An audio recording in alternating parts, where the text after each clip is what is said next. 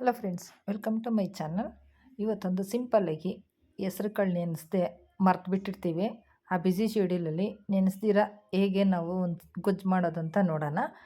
ನಾನಿಲ್ಲಿ ಒಂದು 2 ಕಪ್ಪು ಹೆಸ್ರು ಕಾಳು ತಗೊಂಡು ಕುಕ್ಕರಲ್ಲಿ ಬೇಯಿಸ್ತೀನಿ ನೀರು ಹಾಕಿ. ಸ್ವಲ್ಪ ರುಚಿಗೆ ತಕ್ಕಷ್ಟು ಸ್ವಲ್ಪ ಉಪ್ಪು ಹಾಕಬೇಕು. ಆಮೇಲೆ ನಾವು ಹಾಕೋದೇ ಇದೆಯಲ್ಲ, ಸ್ವಲ್ಪ ಉಪ್ಪು ಹಾಕಿ ಒಂದು 3 ವಿಸಿಲ್ ಕುಕ್ಕರ್ ಬೇಯಿಸಿಟ್ಕೋಬೇಕು. ಇಲ್ಲಿ ನಾನೊಂದು ಕಟ್ ಪಾಲಕ್ ತೊಳೆದಿಟ್ಟಿದ್ದೀನಿ. ಮತ್ತು ಇಲ್ಲಿ ಒಂದು 2 ಗೆಡ್ಡೆ ಈರುಳ್ಳಿ ಕಟ್ ಮಾಡಿಟ್ಟಿದ್ದೀನಿ. ಮತ್ತು ಮೂರು ಟೊಮೊಟೊ ಮತ್ತು ಶುಂಠಿ ಬೆಳ್ಳುಳ್ಳಿ ಪೇಸ್ಟು. ಸರಿ, ಈಗ ಹೇಗೆ ಮಾಡೋದಂತ ನೋಡೋಣ. ಒಂದು ಬಾಣಲಿನಲ್ಲಿ ಎಣ್ಣೆ ಹಾಕಿ ಈರುಳ್ಳಿ ನಾವು ಕಟ್ ಮಾಡಿರ್ತೀವಲ್ಲ ಅದನ್ನ ಹಾಕಿ ಸ್ವಲ್ಪ ಕೆಂಪಗಾಗೋವರೆಗೂ ಫ್ರೈ ಮಾಡಿ, ಆಮೇಲೆ ಇಲ್ಲಿ 1 ಸ್ಪೂನ್ ಶುಂಠಿ ಬೆಳ್ಳುಳ್ಳಿ ಪೇಸ್ಟ್ ಹಾಕಿ ಅದನ್ನೊಂದು 5 ನಿಮಿಷ ಚೆನ್ನಾಗಿ ಕೈ ಆಡಿಸ್ಬೇಕು. ಮತ್ತು ಅದಾದಮೇಲೆ ನಾವು ಟೊಮೊಟೊ ಕಟ್ ಮಾಡಿರ್ತೀವಲ್ಲ ಅದನ್ನ ಹಾಕಿ ಮೆತ್ತಗಾಗೋವರೆಗೂ ಟೊಮೊಟೊ ಹಾಕಿ ಮೆತ್ತಗಾಗೋವರೆಗೂ ಬೇಯಿಸಿ, ಮತ್ತು ನಾವು ಕಟ್ ಮಾಡಿರ್ತೀರಲ್ಲ ಒಂದು ಕಟ್ ಪಾಲಕ್ ಅದನ್ನು ಸಣ್ಣದಾಗಿ ಕಟ್ ಮಾಡಿ ಹಿಂಗೆ ಎಣ್ಣೆನಲ್ಲಿ ಹಾಕಿ ಒಂದು 10 ನಿಮಿಷ ಉರಿಬೇಕು ಫ್ರೆಂಡ್ಸ್. ತಟ್ಟೆ ಮುಚ್ಚಿದ್ರೆ ಅದು ಫುಲ್ಲು ಮೆತ್ತಗಾಗುತ್ತೆ.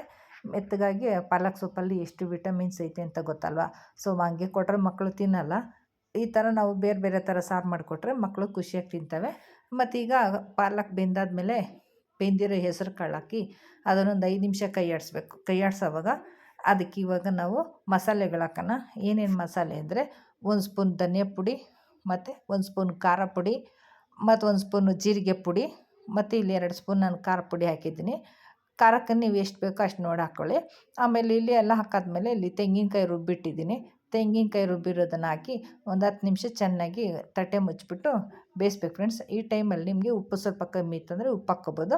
ಸೊ ನೋಡಿ ಫ್ರೆಂಡ್ಸ್, ಇವಾಗ ಪಾಲಕ್ ಹೆಸ್ರು ಕಾಳು ಗೊಜ್ಜು ಚೆನ್ನಾಗಿ ರೆಡಿಯಾಗಿದೆ.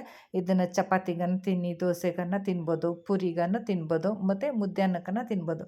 ಸೊ ನಾನಿಲ್ಲಿ ಮುದ್ದೆ ಅನ್ನ ಮಾಡಿಟ್ಟಿದ್ದೀನಿ. ನೋಡಿ ಫ್ರೆಂಡ್ಸ್, ಮುದ್ದೆ ಅನ್ನ ರೆಡಿ, ಹೆಸ್ರು ಕಾಳು ಗೊಜ್ಜು. ಈ ವಿಡಿಯೋ ಇಷ್ಟ ಆದರೆ ಲೈಕ್ ಮಾಡಿ, ಹೊಸಬ್ರು ನೋಡ್ತಾ ಇದ್ದರೆ ನನ್ನ ಚಾನಲ್ ಸಬ್ಸ್ಕ್ರೈಬ್ ಮಾಡಿ.